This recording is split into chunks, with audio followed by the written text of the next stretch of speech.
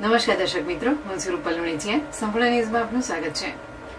થરાદ તાલુકાના ખાનપુર ગામમાં છેલ્લા 24 કલાકથી વીજ પુરવઠો ખોરવાઈ જતા ખેડૂતો અને પશુપાલકો ભારે મુશ્કેલીનો સામનો કરી રહ્યા છે.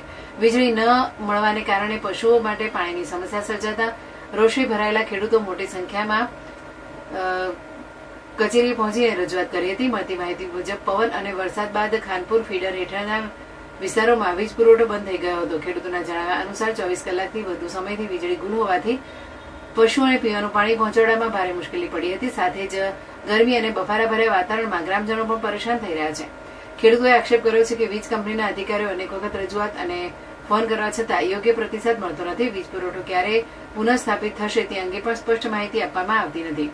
આથી રોષે ભરેલા ખેડૂતો સામૂહિક રીતે કચેરી પહોંચ્યા હતા અને તાત્કાલિક વીજ પુરવઠો પુનઃસ્થાપિત કરવાની માંગ કરી હતી.